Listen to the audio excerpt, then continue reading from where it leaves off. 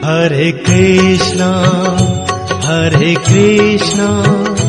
कृष्ण कृष्णा हरे हरे हरे रामा रामा रामा हरे हरे। नमस्कार साथियों, आपका स्वागत अभिनंदन है। आज हमारे साथ चमत्कारी त्रिशूल आश्रम संचालन समिति उज्जैन से कुछ संत लोग जुड़े हुए हैं। आप सभी का स्वागत अभिनंदन है। महात्मा जी, ये जो आपका पीठ है वो कहाँ पे चल रहा है? बड़नगर। आपका कोई पीठाधीश होगा? संत सेवागिरी महाराज। संत सेवागिरी जी महाराज।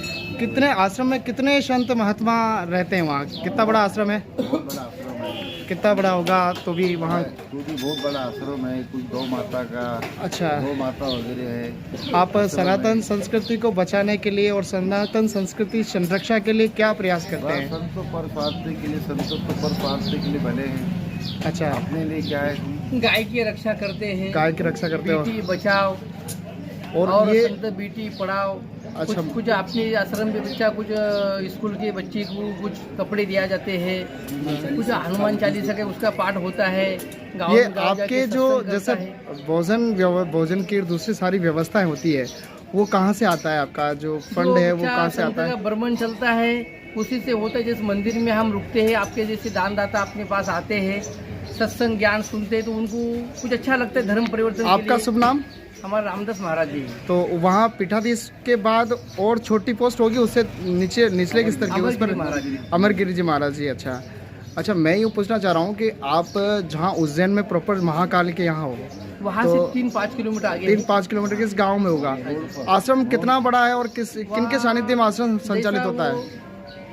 35x60 का है और उसमें आश्रम बना है, गौशाला बनी है, कुछ भक्तों जनों के रहने की व्यवस्था बनी है, कुछ पंचकोशी चलता है तो उनकी पानी की टंकी है, रुकने की व्यवस्था है, और कुछ अतिथि कुछ लेबर रहते तो वहाँ सेवा उनकी हो जाती है। अच्छा, मैं ये कह रहा हूँ जैसे पहले आज से हम 10-15 साल बैक में चले जाएं तो आपके जैसे हाथी वाले और आपके महात्मा जैसे लोग बहुत सारे घूमते थे गांव में, और गांव में मंदिरों पर सनातन होता था, सत्संग होता था। आजकल वो कम देखने को मिलता है। इसके लिए आप क्या कहना चाहेंगे? वही है, उसी पे होता है, होना चाहिए। धर्म की रक्षा होना चाहिए, धर्म की जय होना चाहिए, और भगवान ये सब प्रेम भाव एकता एक रहना चाहिए, और अपने देश को भगवान मतलब एक अच्छा एक रीति रिवाज मिलना चाहिए। अभी जैसे कलयुग चल रहा है और इस समय इंटरनेट का ज़माना चल रहा है, सोशल मीडिया का ज़माना चल रहा है, उस ऐसे ज़माने में सनातन संस्कृति की संरक्षा के लिए, सुरक्षा के लिए आप क्या प्रयास कर रहे हैं? आप लोगों में सनातन संस्कृति को, वैदिक संस्कृति को कैसे पहुंचा रहे हैं? कुछ गाय बचाओ, धर्म एक रहो, भगवान स्वाभिमान सबका एक साथ में रहे, परमात्मा की कृपा से। जैसा कुछ मतलब कोई वो कहती कि कुछ जातिवाद नहीं हो। आप गांव में घूमकर कहीं सत्संग करते हैं? अभी आपने हाल ही में कहाँ सत्संग किया? अभी पीछे छोटा सा गांव था। कितने दिन रुके वहाँ आप? एक नाइट। अच्छा, एक दिन रुकते हो और मंदिर, हर गांव के मंदिर में रुकते हो या मंदिर में रुकते हैं? कितने दिनों तक का भ्रमण रहता है आपका? एक ही गांव में एक दिन का होता है, लेकिन 2-2.5-3 महीने का होता है। अभी सावरा जी निकल जाएंगे और सावरा जी होके फिर अपना। अभी आप अपनी पीठ से निकले हुए कितने दिन हो गए आपको? मतलब 1.25 महीना हुआ है। 1.25 महीना। वापस आप पीठ पर कितने दिनों में पहुँचोगे? मतलब इसका कोई जैसा महीना भी लग सकता है, 20 दिन ऐसा हो सकता है। आपकी जो अभी ये टोली चल रही है इसमें कितने संत हैं अभी 15 मूर्ति है, एक हाथी है। अच्छा, ये हाथी आपके एरावत होगा इसमें चलाने वाला, जो हाथी को चलाता है ना, महावत जिसे कहते हैं, वो एक ही होता है या अलग अलग होता है? और हाथी कभी से बिदक नहीं जाता है, शैतानी नहीं करता है? नहीं होता है, उसको पालन पोषण अच्छी तरीके से हुआ है, उसके खान पीन अच्छी रखते हैं। अच्छा, क्योंकि गणेश जी का रूप है, बिल्कुल। अपने धर्म में उनकी प्रथम पूजा होती है।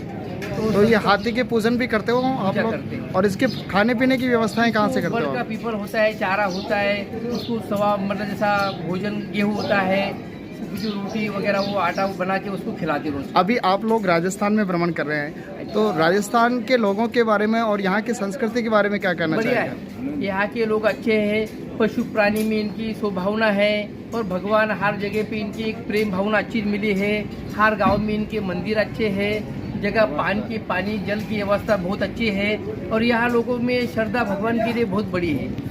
अभी आप जिस स्थल पर बैठे हैं वो राजस्थान का सबसे ऐतिहासिक स्थान है। चित्तौड़गढ़ राजस्थान का गौरव है। सबसे बड़ा राजस्थान का कोई दुर्ग है तो चित्तौड़गढ़ दुर्ग है, और यहाँ लोग आन बान और सुरक्षा के लिए अपना सब कुछ न्यौछावर कर देते हैं। यहाँ पन्नादाई हुई है, तो आप इस चित्तौड़ के लिए विशेष रूप से क्या कहना चाहेंगे? बढ़िया, बहुत बढ़िया। यहाँ भगवान राजा महाराजा का ये था, यहाँ एक युद्ध हुआ है और अच्छे अपने महाराजा थे, भगवान परमात्मा ने उनके मतलब युद्ध उन्हें किया है, तो आज यहाँ के लोग सुरक्षित है।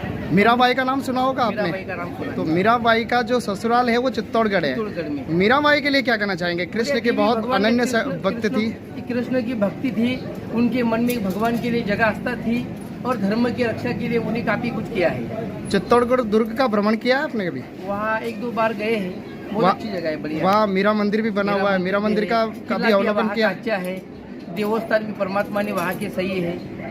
और मैं आपको एक जानकारी दे दूं, जो चित्तौड़गढ़ दुर्ग है वो विश्व का सबसे बड़ा लिविंग फोर्ट है, जहां सबसे ज़्यादा लोग रहते हैं। विश्व में बहुत सारे दुर्ग हैं, लेकिन चित्तौड़गढ़ का दुर्ग वह दुर्ग है जहां सबसे ज़्यादा लोग रहते हैं। और चित्तौड़गढ़ दुर्ग के बारे में और जानकारी है कि सनातन संस्कृति की संरक्षा के लिए यहाँ पन्नादाई ने अपने पुत्र का बलिदान दिया था। उसके बारे में, पन्नादाई के बारे में कुछ थोड़ा? उन्हें बलिदान भी दिया है, उसके परिवार में सब लोगों ने भी उनको साथ दिया है।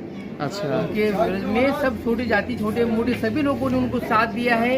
उन्हीं की वजह से उनका भगवान नाम बड़ा है और अमर रहे। कई संत लोगों का भगवान से। इसके बाद आपका प्रस्थान कहाँ होगा, किस ओर आगे बढ़ेंगे आप?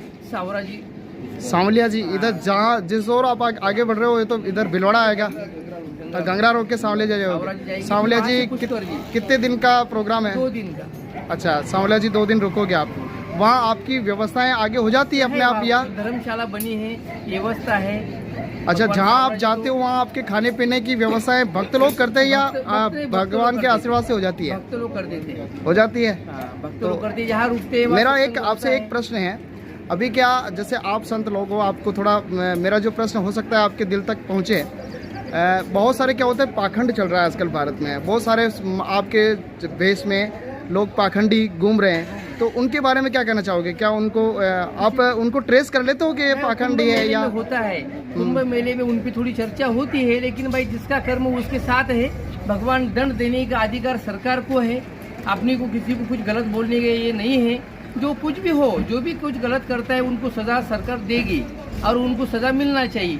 लेकिन धर्म की रक्षा के लिए संत बने हैं, भगवान अच्छे गांव के लोग धार्मिक हैं और गाय की रक्षा करे, भगवान धर्म की जय हो, आरती पूजा करे। संत लोग हनुमान चालीसा बांटते हैं धर्म के लिए। हमेशा कोई भगवा वस्त्र गली में चलता है, वही धर्म हिंदू धर्म का प्रचार होता है।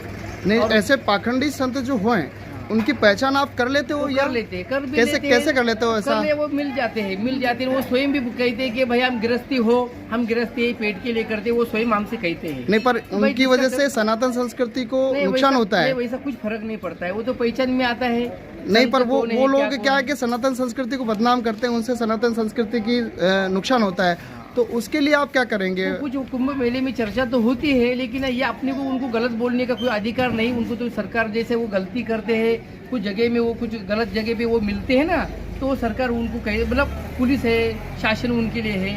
मेरा आखिरी प्रश्न आपसे, जब कुंभ होता है तो कुंभ में बहुत सारे संतों का समागम होता है। इतने सारे संत कहाँ से आ जाते हैं अदृश्य रूप से, क्योंकि उनको जनता कभी देखती नहीं है। अचानक जैसे कुंभ होता है, इतने अद्भुत संत लोग आते हैं, वो कहाँ से आते हैं? वो आते हैं कुछ जैसे नर्मदा है, नर्मदा में अनेक जगह पर ऐसे बड़े बड़े आश्रम हैं और जंगल में भी है, जूनागढ़ में है। और हमारे संत महात्मा लोग छोटे गांव से भी है, जिले से भी है, शहर से भी है, कुछ जंगल महात्मा वहाँ रहते हैं। तो सब लोग कुंभ मेले में उनको आना ही है।